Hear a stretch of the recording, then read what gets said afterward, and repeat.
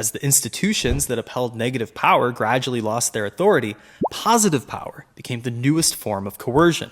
Today, you can see positive power at work in the widespread belief that everyone should be free to become whatever they want by achieving their full potential and self-actualizing. Release your inhibitions, feel the rain on your skin. The genius behind positive power is that it's much more effective at increasing worker productivity because it tells people you're in charge. You can be anything you want. And because you can be anything, don't you want to be wealthy and powerful? Someone whose life has no limitations? Someone who's able to do all those things that the people before you were prohibited from doing? Of course you do. And the good news is that as long as you work hard, focus, and set goals, the only person stopping you from becoming your best self is you. Where negative power said you should do this or else, positive power says you can do anything. And the potential behind the word can is much more convincing because it's self-directed and limitless. As Tyler Austin Harper said,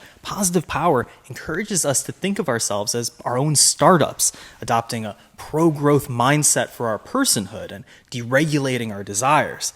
It leads us to constantly assess our own fulfillment like a kind of psychological gross domestic product.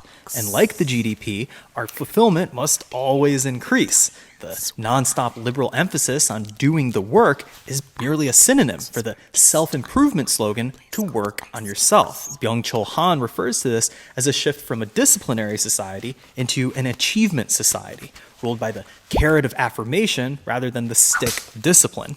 Achievement society gives us two newly intertwined responsibilities: to become ourselves and to achieve our dreams. In an achievement society, everyone aspires to be their authentic self, someone unencumbered by the demands or expectations of others. Everything I do for me. Don't you see, I'm my top priority.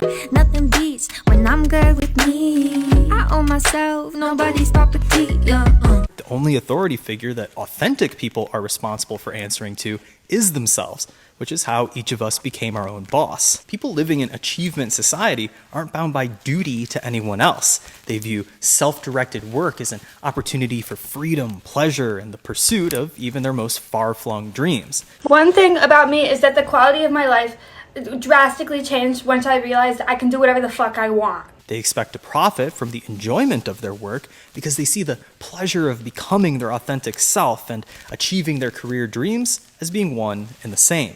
This is part of the reason why millennials went so deeply into debt by getting personally fulfilling, if professionally useless, college degrees.